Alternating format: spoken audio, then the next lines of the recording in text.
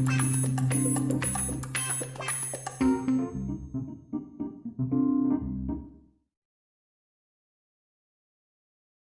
name's Kyle. I'm the red paperclip guy. But before I get started on that story, I want to draw attention to this slide behind me. On the beginning of every TED video out there, the what it's called, the screenshot that precedes the video, everyone's standing like this.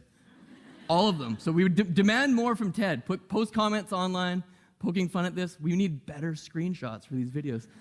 We can make a better world of TED with better screenshots. Onto the paperclip, though. This is this kind of crazy idea I had when I was, about 10 years ago. I was looking down at my desk, and I saw a red paperclip sitting there. And I said, you know what? I remember this game called Bigger and Better, where you start with something small, and you trade it for something bigger, and then you repeat. I wonder what would happen if I took this red paperclip and tried to trade it. So I posted a picture of that red paperclip on a website called Craigslist, and two girls named Ronnie and Karina responded and said, hey, that's pretty cool. We'd like to trade with you. We got a pen shaped like a fish.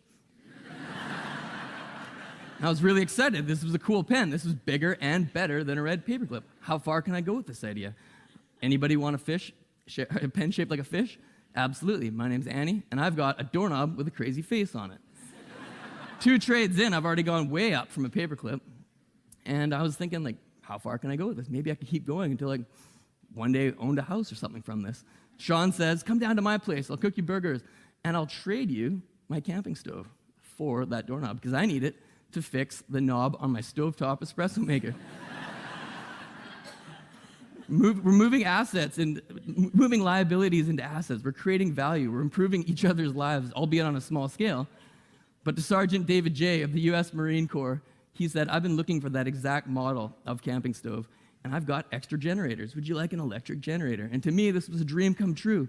An electric generator. Finally, my teenage dreams of being able to create power were realized. And unfortunately, most people on the internet didn't suffer from a blackout. They didn't need power. So my trading for bigger and better things that I thought had value turned into a liability. And it took me several weeks to be able to trade this, but I actually found another person just recently out of his teenage years who did want to create power with this generator. And his name is Martin, and he was in New York City, and he says, look, I've got an empty beer keg. I'll trade you an IOU to fill the keg with beer and a neon Budweiser sign. And what do you say? So I met up with him, we made the trade, and here's us showing that all parts of the trade work.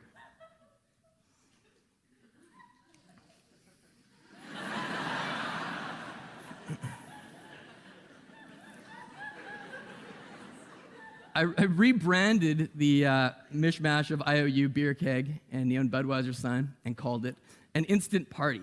Does anybody out there want a party? My name is Michel Barrette. I'm a famous radio and TV personality in the province of Quebec, and I want to make a trade with you. Absolutely, Michel, what do you have to trade? I'll trade you my worst snowmobile. I was intrigued just by the idea of somebody's worst snowmobile. It implied that he had not only had more than one snowmobile, but he was kind of cheeky and willing to prove to me that, I've got better ones, but I'll trade you my worst. I was really happy to trade with him. He was a great guy, and it was a pretty nice snowmobile. Seeing how it was the middle of winter in Canada, and it was very cold, and it was the kind of thing where a snowmobile at that time of year had more value than in the summer, a snowmobile magazine called Snow Riders West called me up and said, hey, we would like to offer you 2 trips for 2 to the Canadian Rockies in exchange for that snowmobile. It'll probably give our magazine some publicity, and who doesn't want to go to the Rockies at this time of year? I said yes, and I said, all right, what's the catch? And they said, the catch is you can come to the Rockies, but you can't come to the town of Yak in British Columbia.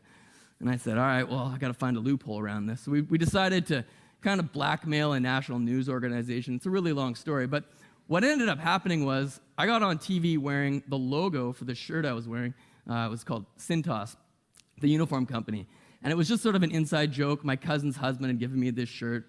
An even longer story to explain the whole thing. However, the head honcho of that company saw me on TV with his corporate uniform on and said, wait a second, this is a huge liability to me, but it's also an opportunity. And we met up one night, and he says, I'd like to make you a trade. What do you say? And I think that's the perfect way we can work together without selling our souls to the corporate ownership devil. And he said, great, let's meet up. So we met up. He offered to trade this van for the trip for 2 to the Rockies. I drove the van to the Rockies. He flew, because the trip included that. And I wound up with this giant, huge machine, much bigger than a paperclip, arguably better, worse fuel mileage, but could transport a lot better things than just that. So I said, does anybody out there want to trade? And I realized bigger and better was just really getting bigger. But how could it get better? What was the opportunity here? And I realized that I'd been offered a recording contract, a piece of paper, a promise, an opportunity to someone who was good at music. Does anybody want to be a recording artist? So I traded the van for the recording contract with Brendan. He used it to drive around in his band, which was currently traveling around in 1988 Volkswagen Jetta. Moving up to the van really helped him out. I took the recording contract. Does anybody want to be a recording artist? And it turns out pretty much everyone in the world wants to record music. I was offered my soul from a soul singer, a pinky finger. Someone actually offered me their virginity, which is... I don't know what the legalities are. Needless to say, I said no because Jody said to me, look, I've got a half a duplex in Phoenix, Arizona. Half of it's unrented. I'd like to trade you a year of free rent in my duplex for that. What do you say? I said yes. I went down there. We made the trade in front of the white picket fence, very Americana. And now I had a year of free rent. Her next door, it was one of her tenants, actually. Her next door neighbor, Leslie, found out about this, and she says, I want that free rent. So she offered me up an afternoon with her boss. And at first, I was kind of like, this sort of sucks. Like, because I didn't know who her boss was. And then she sort of, I'll bring him out. And then I'm like, whoa, this is kind of weird. She brings out her boss's head. Her boss was Alice Cooper, because she worked at Alice Cooperstown in Phoenix as the manager of the restaurant. So I was like, an afternoon with Alice Cooper, that's pretty amazing. What's it going to be worth? His tour manager called me up and says, we're on tour in Fargo, North Dakota. Why don't you come up, experience an afternoon with Alice Cooper, and see what it's like? And then after our afternoon, this happened live on stage.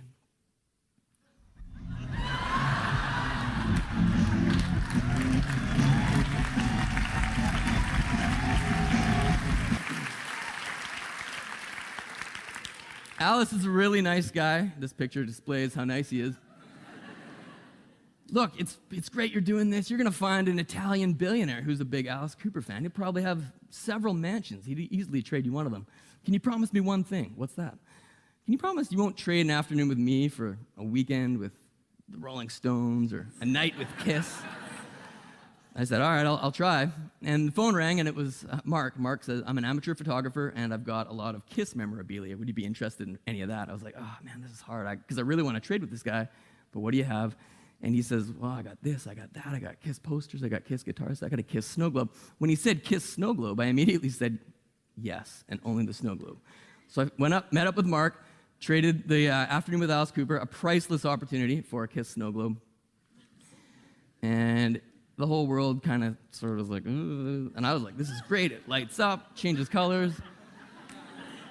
Here's some of the various online responses from the video. This is the worst trade that I've ever heard of, bar none. This is possibly the dumbest decision I've ever seen anyone make, ever. Except for the people on Jerry Springer.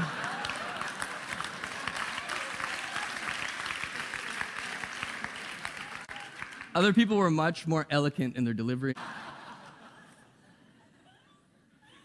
And this was the only time during the entire project where I had another trade lined up. Every other trade had come along serendipitously, and it had just been this amazing experience. However, 2 months previous to all this guy had called me up and said, hey, my name's Corbin Burnson. I'm a huge Hollywood actor. I'm making a movie, and I would like to offer a paid speaking credited role in a Hollywood film. Would you be interested in trading for that? I had just done the recording contract trade, and I was like, yes, absolutely, this sounds perfect. He hung up the phone, and I'm like, Corbin Burnson, who is this guy? Turns out he is very well known. He's been in many major movies, and he also, according to Wikipedia, has the world's largest snow globe collection, over 6,500 snow globes. Since it was Wikipedia, I knew it was true, and I just sort of kept it in the back of my head. And when Mark said he had a Kiss snow globe, I was like, oh, this is perfect. Called Corbin. Corbin, do you want the Kiss snow globe? He's like, send me a picture. I sent him a picture. Corbin called back. Not only do I want it, I need it. And while these comments were coming in, like dumbass, etc., I had no backup plan. And luckily for the project and for Corbin, he didn't get hit by a bus, and he was still alive, and we made a trade. And he showed us into his snow globe lair of over 6,000 snow globes, which looks kind of like this. following this, the economic development officer of the town of Kipling, Saskatchewan, a fellow named Bert Roach, called me up and said, we see that you've been doing this project. Our town has a couple extra houses that we own. Would there be a potential that maybe we could trade one of these houses for something you have? And I said, well, right now I have a role in the movie. He's like, oh, that'd be perfect. What we were thinking is having a huge housewarming party, a huge celebration, inviting everyone in the world to come to Kipling, and we could offer an opportunity. We'll call it Kipling Idol, and we'll have live auditions for the movie role here, right in town. And I said, that's absolutely perfect, Bert. What do you need to do to make this happen? He's like, well, we need town council approval. And I said, all right, well, if you can get it, that'd be great. He called me back 2 weeks later, and he's like, I did it. I got town council approval. We can make the trade. Turns out town council approval was getting 2 people to put their hand in the air. But full credit to Bert, he made it happen. And we traveled to Kipling, and there we are. That's how you trade a paperclip for a house. And that's the house.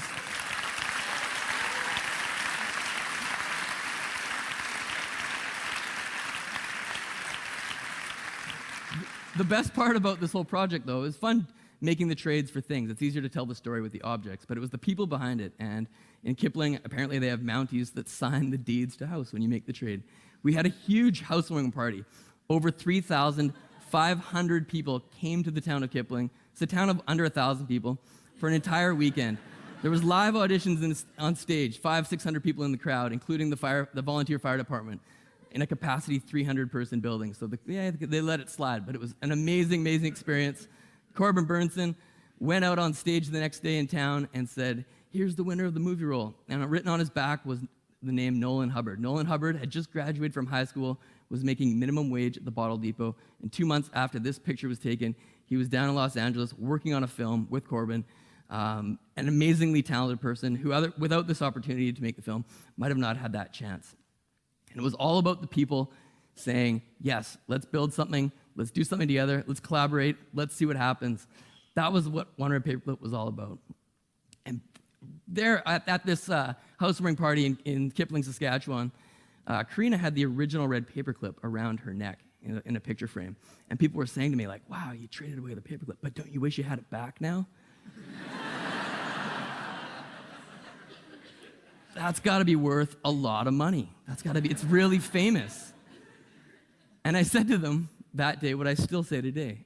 It wasn't about the paperclip. It's not about having it or selling it or what it's worth. If I hadn't traded away that red paperclip, I'd just be a guy sitting there at his desk holding a paperclip in his hand, wondering what would happen if I did something with the paperclip. So if you have a paperclip, trade it away. You might only get a fish pan, but it might be the single step that leads to an amazing journey. And for me, that journey will be off this red circle. So I wish you the best.